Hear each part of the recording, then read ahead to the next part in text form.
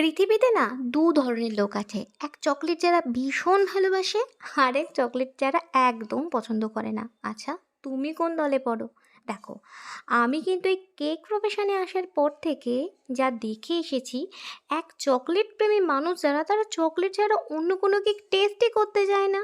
কেন আমি এটা বুঝতেই পারি না। আমি কিন্তু অনেকবার তাদের বলি যে একবার একটা ট্রাই করে দেখো না, ভালোই লাগবে, কিন্তু না, তারা তাদের মতামত থেকে একদম সরে না। আজকে যে অর্ডারটা দেখছো, সেটাও তাই, এক চকলেট প্রেমী মানুষের জন্য। এই দিদি আমার থেকেও কেক শিখেছিল, যে অর্ডারটা করেছিল, বাট সে এখন থাকে কলকাতার দিকে। তাই তার এখানে আসলে আর কেকটা বানানো হয় না, যেহেতু জিনিসপত্র তার ওখানেই আছে। তো এখানে আসলেই আমার কাছ থেকেই অর্ডার করে। তো যথারীতি কেক অর্ডার করার পরে কিন্তু তার একটাই ডিমান্ড, কেকটা কিন্তু অবশ্যই চকলেট ফ্লেভারের হতে হবে। তো আমিও দেখো সেই মতো কাজ শুরু করে দিয়েছি, একটা চকলেট ফ্লেভারের কেক বানিয়ে নিচ্ছি। যেহেতু আমার কাছ থেকে কেক শিখেছে, তার ডেকোরেশন নিয়ে কোনো রকম কোনো ডিমান্ড নেই, বলে দিয়েছে তুই তোর মতন করে বানিয়ে দিস, তাহলেই হবে, নতুন কিছু ট্রাই করতে পারিস।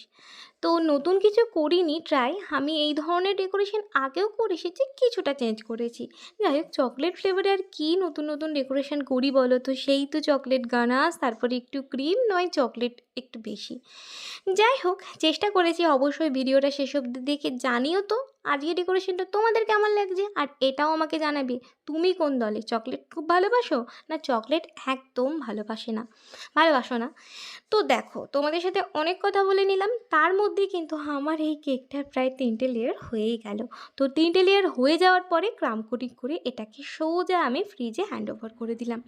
তো ফ্রিজ থেকে বের করে এবার আমি এর ফাইনাল ফিনিশিং দিয়ে নিচ্ছি। অফ ক্যামেরাতে আমি এর আইসিংটা করে নিয়েছি। যাদের যাদের আইসিং করতে একটু প্রবলেম মনে হচ্ছে, তারা কিন্তু আমার আগের ভিডিওগুলোতে দেখে নিতে পারো, ওখানে ডিটেলে দেওয়া থাকে। তো এর মধ্যে আমি গানাশটাও বানিয়ে নিয়েছি, আর গানাশটা উপর দিয়ে স্প্রেড করে নিচ্ছি। তো আমাকে অনেকজন জিজ্ঞাসা করো যে গানাশটা কীভাবে রেডি করি, এটা তো আমার অনেকগুলো ভিডিওতে অলরেডি বলা হয়ে গেছে। তোমাদের কাছে একটা রিকোয়েস্ট, যে আমার একটু পিছনের দিকের ভিডিওগুলো একটু চেক করে নাও, তাহলে কিন্তু চকলেট গানাশের রেসিপি তোমরা পেয়ে যাচ্ছ। যাই হোক, চকলেট গানাশটা তোমার স্প্রেড করা হয়ে গেল। এরপরে আমি একটা চামচ নিয়ে খুব সুন্দরভাবে একটা ওয়েভ সেট করার চেষ্টা করলাম, বাট হলো না। কারণ সেদিন চকলেট গানাশটা না একটু পাতলা হয়ে গেছিলো, যার জন্য ওয়েভি ব্যাপারটা আমি ঠিক আনতে পারিনি। তো এর মধ্যেই যেটা করার, সেটা হচ্ছে হ্যাপি বার্থডে বাবা, এটা লিখে দিলাম। বিকজ তার বাবার বার্থডের জন্য আমার কাছে কেকের অর্ডারটা করেছিল। আমাকে সকালবেলা ফোন করে দিয়েছে, মানে কলকাতা থেকে বেরোনোর টাইমে আমাকে ফোন করে দিয়েছে যে তুই কেকটা রেডি রাখ, আমি গিয়ে নেব।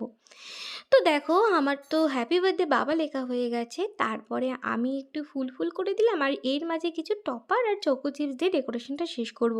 তো এর মধ্যে একটু গন্ডগোল হয়ে গেছিলো, মানে দিদির আমাকে বলতে ভুলে গেছিলো হ্যাপি বার্থডে বাবা না লিখে হ্যাপি বার্থডে বাপি লিখতে। যাই হোক, আমি তো বাবা লিখে ফেলেছিলাম, এবং পরে যখন আমাকে বলে, আমি সেটা যদিও ঠিক করে দিই, তার ভিডিও ক্লিপ নেওয়া হয়নি। এই তো ছিল আজকের আমার একটা চকলেট কেকের স্টোরি। তো তোমরা কোন দলের অবশ্যই জানিও, আর আজকের ডেকোরেশনটার সাথে সাথে কেমন লাগলো জানতে কিন্তু একদম ভুলো না। আবারও বলছি, ভিডিওটা ভালো লেগে থাকলে অবশ্যই একটা লাইক, কমেন্ট, শেয়ার করে দিও। দেখা হচ্ছে নেক্সট ভিডিওতে, ততক্ষণের জন্য টাটা।